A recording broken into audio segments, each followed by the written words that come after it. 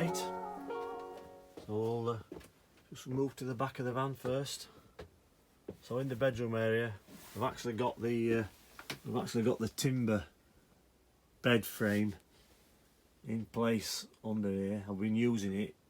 I still think I might end up making an aluminium one at some point, and it's not hinged on yet, but it's sat there and I've used it. It's been all right. In fact, it's been perfect really. I've now got the overhead locker frames mounted on both sides, so they're on. I need to get a bit more plywood to create a base for them because I've run out of full length of plywood. All the doors are made, so that's ready for finishing off, and then I just need to carpet that little area underneath there, and then put a little panel on just to blind it. I'm going to put a curtain rail behind the panel as well, and have some curtains dropping down along the back there. That'll finish this area off. So just moving down into the garage area. Obviously the water tank and the pump have been installed for quite a while, but I've got a drain valve on there now. So basically I'm ready for testing this. It's all plumbed up. I'm ready for testing it. I just need to buy, well I've bought them already, I just need to wait for them to arrive and then install them some drain down valves that want to go here and drain down through the bottom of the van, because that's the lowest point of the water system there. So just moving back into the living area, we've now got kitchen partially installed. So I'd already made the frame over the winter, but I hadn't got around to fitting it. So basically we're starting from where we left off. I fitted that panel at the back there, done some carpeting around that area, fitted a panel, fitted a window ledge on there at the back, and then basically fitted the kitchen into that. So the kitchen frame's completed now. I still need to put like a little valance board under there. That's done. We've cut a hole out of the kitchen. I wasn't going to use this kind of material originally. I was going to use some solid wood, but I decided to go for that for a bit of speed and just to get me along. Whether I'll stick with it or whether I'll try something else, I don't know. But the sink's fitted now. Sink and the hob. I've got the tap in there. Tap just lifts up. It's a mixer tap, hot and cold. So that's quite a nice thing. I'm quite pleased with that. I've got some electrics fitted up. Just needs finishing off basically. I've still got an extra. I've got a USB to fit in there, 12 volt USB, and then I'll finish that off. So moving down below the sink, I've got the water, hot and cold water plumbed in now, so that's ready to test. As I say, I just need the drain down valves fitting first, then I can drain down after I've done the testing. We've got a hole through there to the outside, ready for this drain pipe to go in. I've got some fittings, so that just is running down there and then running across to the other side of the van, and then we'll eventually pick up in the bathroom toilet area. We'll eventually pick up to that drain and extend out for some T-pieces. The fridge is now fitted in place. That's the compressor. So obviously, instead of having a built-in compressor, you can have a lot more space in your fridge if you have an external compressor. So that's the external compressor, and all the wiring for it. That box there, that's 240 volt supply to the fridge. So when you're on hookup, that will automatically switch to 240 volts and run the fridge on 240 volts. And then when you're not on hookup, you can drop back to 12 volts, and that's basically controlled by this switch here. So if I turn that on, and then there's the fridge. Fridge is on. You can hear the compressor just kicking in there.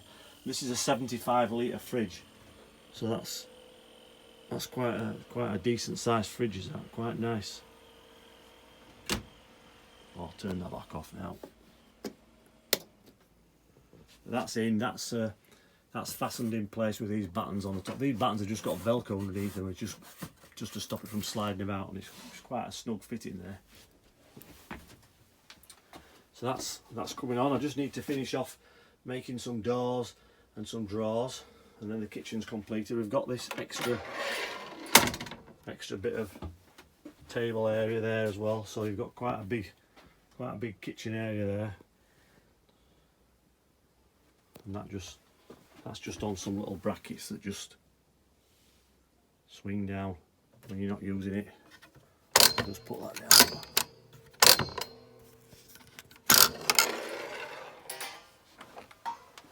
So you'll notice we've got some curtains fitted. I don't remember whether I'd carpeted the door last time around, but I've carpeted the door. I'm not 100% happy with it, to be honest. It's okay, but there's a little bit of a gap down there because I couldn't quite stretch it far enough. But it's not a bad job. It's an absolute swine of a job to try and do it on your own, messing about with glued carpet. But anyway, it is what it is. Curtains fitted there, and then moving up, we've got some carpet fitted around there as well now. So basically, this is ready now just for putting some cabinets up there. We're just going to need to make some cabinets, put them up there, and then moving to the other side. We've got some curtains on the other side as well. They're okay. They're a nice job, and also done some carpeting there. Finish that off. Again, we need an overhead cabinet to go there, and there's going to be a control panel here as well, where all the various controls for the various heaters and electrical systems and so on will be. So moving around to the front, I've got the final piece of the ceiling up now. Because this part of the ceiling is curved side to side, and it also curves down towards the front. It makes it quite awkward on the transit van. So when you get a piece of plywood, you can't curve it in both directions. So what you end up with, unfortunately, is where we've got like a nice square gap there, and along the back here you can see we've got reasonably square gaps, although they're not perfectly flush. But what we've had to do here is put a strip across as well, because the gap opens up in the middle. There's nothing you can do about it really. I didn't want to go with back to front pine strip like everybody else does. I wanted these panels on, so that's the way around it. And you'll barely notice that once the thing's finished. And I've got the last ceiling lamp in as well. That's all in. So we've got like a little valance made up there now. That's fitted in. That just finishes off the front edge. And then behind that, where you still see this untidy area here, I'm just going to put a piece of carpet on there, and there'll be a curtain rail above there possibly, so that you can have a curtain to separate the cabin area. But I don't even know whether that's a good idea, to be honest, because those seats, they do swivel round, and it's going to be all part of the living area, and it's going to open it out quite a bit. And if you curtain that off, it'll be a little bit more pokey in here. So that's it basically. We've got the diesel heater was already fitted, but I've now fitted in the vent. So if you just have a quick look in there, quite straightforward. Just a short little pipe there, and the vent's fitted. I couldn't get the exact right hole saw size, so I had to saw it out. It was either going to be 5mm too big or about 1.5 mm too small.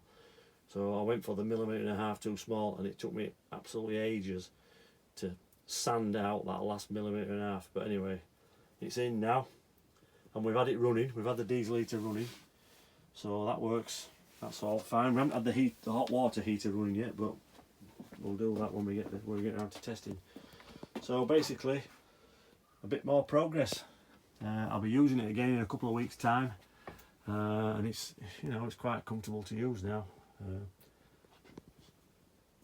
I've got the fascia up as well for the max fan, so that's a nice neat job now. Quite a smart thing, these max fans. I'm glad we went for one of these rather than the sort of straightforward cheap fan, just a Fiamma type or whatever, Truma type. This is much better. And basically it's automatic. You can control it with a, where the hell am I? You can control it with a remote control. You can set a temperature and it'll do its best to try and achieve that temperature. It's quite a nice piece of kit. So yeah, all in all, making a bit of progress, moving forward. There's still a bit to do, and it does take a long time. It seems to take me forever because I'm doing it on my own, and I'm doing it on an evening when I can and weekends, and I'm trying to strike a balance between keeping on top of my garden as well and doing other things. So it's a lot of work to do. So if anybody's fancying doing one, good luck. You know, it's nice to do, and I think it'll be worth it in the end, but it is a lot of work. It is a lot of work, especially when you're just doing it on your own and you don't have a workshop and you can't spend all day and all week doing it. But there you go. Still got a bit to do, but we're making some progress, and I'm quite pleased with how it's coming along now. Anyway, thanks for watching, and I'll catch you on the next one. Bye for now.